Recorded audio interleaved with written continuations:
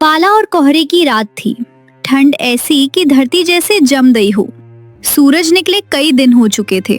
खेतों पर सफेद पाला जमी हुई चादर की तरह बिछा था। हवा नहीं चल रही थी, फिर भी सर्दी रूह में उतर रही थी। गांव में अजीब सा सन्नाटा था। कुत्ते तक दुबके पड़े थे। गांव के बाहर कच्ची झोपड़ियों की कतार में एक झोपड़ी थी। ये झोपड़ी थी महेश की। झोपड़ी के अंदर एक बुझा हुआ चूल्हा था, एक कोने में खाट, और खाट पर पड़ी थी उसकी पत्नी राधा। गोद में उनकी छोटी बेटी चंपा। चंपा कई दिनों से बीमार थी। बुखार उतरता नहीं था। ठंड ने उसकी हालत और बिगाड़ दी थी। महेश, बच्ची कांप रही है। इसके हाथ बिल्कुल ठंडे पड़ गए हैं। मैं देख रहा हूँ। रजाई भी नाकाफी लग रही है आज। दवाई खत्म हो गई है। कल वैद्य ने कहा था अगर आज दवा नहीं मिली तो हालत बिगड़ सकती है।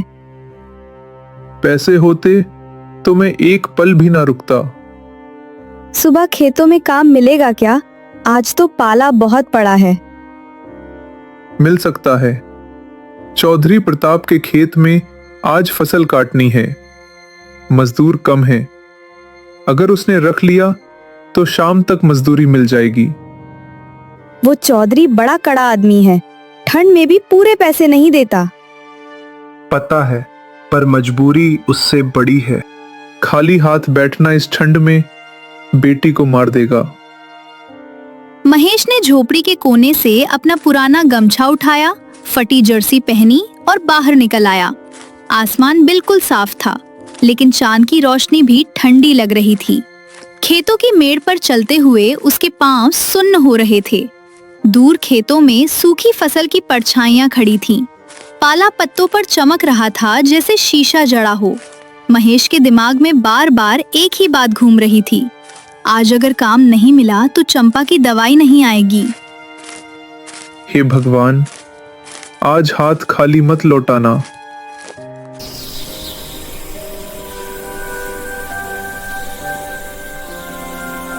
उसी सोच में डूबा वो चौधरी के खेतों की ओर बढ़ता चला गया, जहां उसकी किस्मत एक नई परीक्षा लेने वाली थी। सुबह की हल्की रोशनी फैलने लगी थी, लेकिन ठंड में कोई नरमी नहीं आई थी। पाला अब भी खेतों पर सफेद चादर की तरह जमी हुई थी। गेहूं की बालियां सिर झुकाए खड़ी थी, जैसे रात भर की ठंड ने उन्हें थका दिया हो।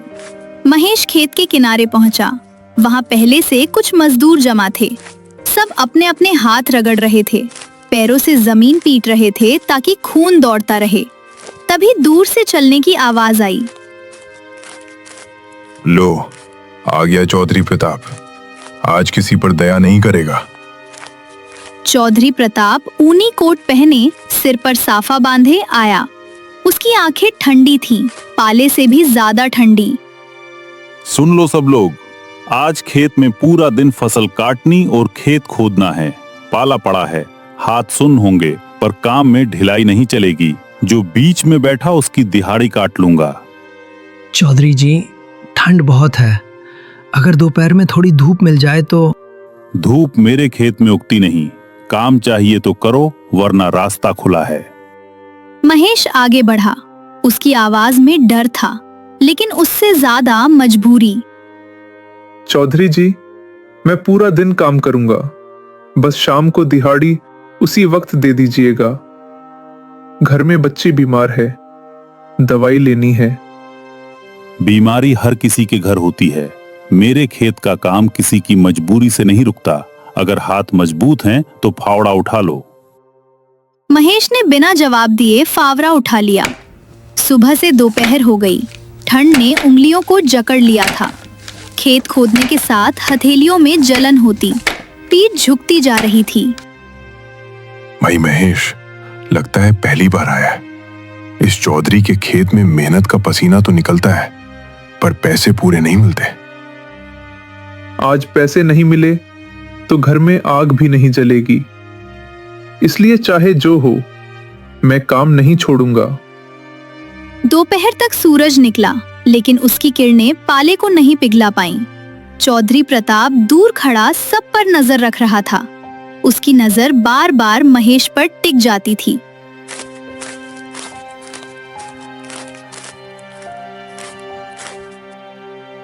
अरे तू, कल कहीं देखा है तुझे? किस गांव से है?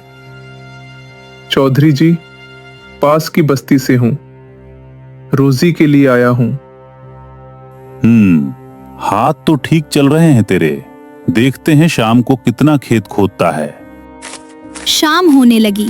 हाथों में छाले पड़ चुके थे, कपड़े पाले से सख्त हो गए थे।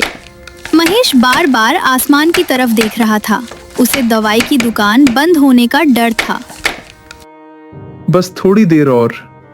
भगवान, आज मेरी इज्जत रख लेना। काम खत्म हुआ। मजदूर एक एक कर चौधरी के पास दिहाड़ी लेने लगे। महेश भी आगे बढ़ा। उसका दिल तेज धड़क रहा था। चौधरी जी, मैंने पूरा दिन काम किया है। अब दिहाड़ी? अभी नहीं, पहले हिसाब देखूंगा। तू यही रुका रहे। महेश वहीं खड़ा रह गया। ठंड फिर से बढ़ने लगी थी और उसके मन में एक अनजाना डर बैठ गया था। शाम पूरी तरह उतर चुकी थी। खेतों के ऊपर धुंध की पतली परत बैठने लगी थी। दिन भर की ठंड अब दोहरी मार बनकर लौट आई थी। मजदूर अपने अपने पैसे लेकर धीरे धीरे घर की ओर निकल रहे थे। हंसी किसी के चेहरे पर नहीं थी, बस थकान और राहत थी कि दिन खत्म हुआ। महेश अब भी चौधरी प्रताप के सामने खड़ा था। उसके हाथ सूजे हुए थे, उंगलियों में छाले फट चुके थे। फिर भी वो शांत खड़ा रहा। उसे पता था कि अभी कुछ कहना जल्दबाजी होगी। चौधरी जी, दिन भर का काम पूरा हो गया है। मैंने एक भी पल आराम नहीं किया। अब अगर दिहाड़ी मिल जाए तो मैं शहर जाकर बच्ची की दवाई ले आऊं। इतनी जल्दी क्या है? दिहाड़ी कोई भाग नहीं रही। और फिर तेरा काम बाकी मजदूरों जैसा नहीं था। कौन सा काम कम रह गया चौधरी जी? आप खुद देखते रहे हैं। मैं सुबह से शाम तक हंसिया चलाता रहा। देखा है, पर कई बार तेरी चाल धीमी पड़ गई थी। पाले में हाथ जम गए होंगे, मगर मुझे फर्क नहीं पड़ता। मेरे खेत में पूरा पैसा पूरा काम देखकर ही मिलता है। महेश का गला सूख गया। उसे लगा जैसे ठंड अब भीतर तक चढ़ाई हो। चौधरी जी, अगर थोड़ा भी कम लगा हो तो पैसे काट लीजिए, पर पूरी दिहाड़ी मत रोकिए। बच्ची कई दिनों से बुखार में है। आज दवाई नहीं गई तो हालात बिगड़ जाएंगे। हर मजदूर की यही कहानी है। अगर मैं हर किसी की बात मान लूं तो मेरा खेत कौन संभालेगा? मजबूरी है। घर में जलाने को लकड़ी नहीं। रात की ठंड बच्ची सह नहीं पा रही। आपका एक फैसला किसी की जान बचा सकता है। पास खड़े कुछ मजदूर रुक गए। वे सुन रहे थे, लेकिन बोलने की हिम्मत किसी में नहीं थी। बस मुझे भाषण मत दे। तेरी दिहाड़ी में से आज आधा ही मिलेगा, बाकी तब दूंगा जब फिर काम करेगा। आधा? चौधरी जी, आधे पैसों में दवाई भी नहीं आएगी। तो मेरी समस्या नहीं है। लेना है तो ले, वरना हाथ खाली जा। महेश की आंखों के सामने चंपा का चेहरा घूम गया। ठंड से कांपते हाथ, सूखी सांसें। मैं यह पैसा नहीं लूंगा। पूरे दिन की मेहनत भीख नहीं होती। अगर आज आधा लिया तो कल मेरी कीमत और गिर जाएगी। बहुत बोलने लगा है तू। याद रख, इस इलाके में काम मेरी मर्जी से मिलता है। काम आपकी मर्जी से मिल सकता है, लेकिन मेहनत की इज्जत किसी की मर्जी से नहीं गिरती। आज भूखा रह लूंगा, पर अपनी मेहनत सस्ते में नहीं बेचूंगा।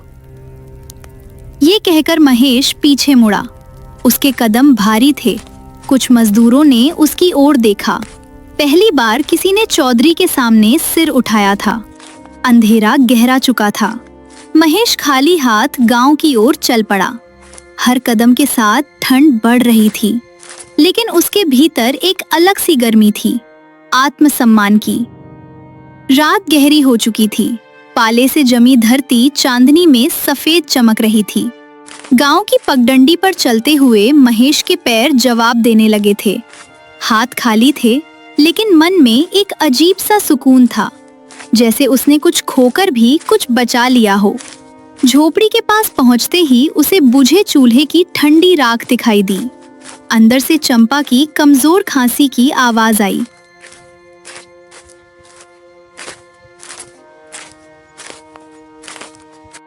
आ गए? इतनी देर हो गई थी, पैसे मिले या नहीं? पूरे पैसे नहीं मिले और आधे लेने से मना कर दिया। तो अब दवाई? आज नहीं आ पाई, लेकिन मैंने मेहनत बेची नहीं। अगर आज झुक गया तो हर रोज झुकना पड़ेगा। राधा कुछ नहीं बोली। उसने चंपा को सीने से लगा लिया। ठंड बढ़ती जा रही थी। तभी झोपड़ी के बाहर कदमों की आहट हुई।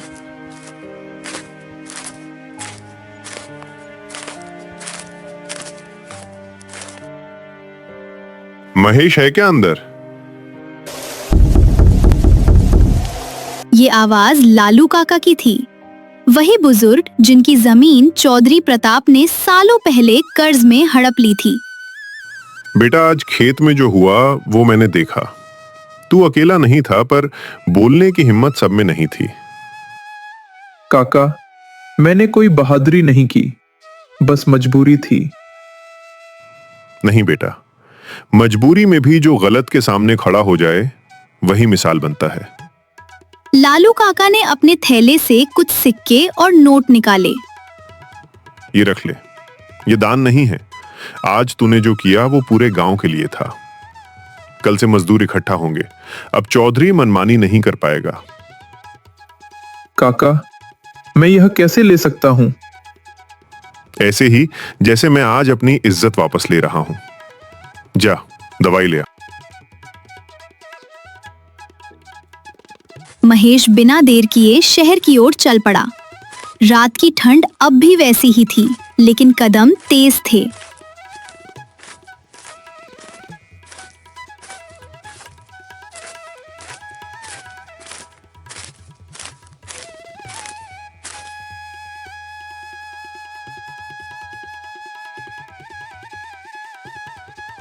दवाई लेकर लौटा तो चंपा सो रही थी। उसकी सांस पहले से बेहतर थी।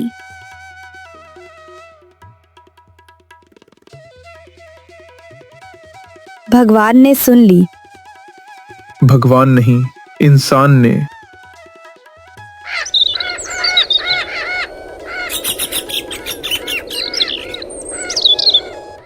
अगली सुबह गांव बदला बदला था। मजदूर चौधरी के खेत पर नहीं गए, सब एक जगह इकट्ठा हुए। अब आधी दिहाड़ी नहीं चलेगी, या तो पूरा पैसा या फिर काम नहीं। चौधरी प्रताप पहली बार खामोश खड़ा था। उसकी ताकत लोगों की मजबूरी से थी और मजबूरी टूट चुकी थी। महेश खड़ा था, पाला पिघल रहा था। ठंड अब भी थी, लेकिन डर नहीं था, क्योंकि जहां मेहनत एक साथ खड़ी हो जाए, वहां अन्याय ज्यादा देर नहीं टिकता।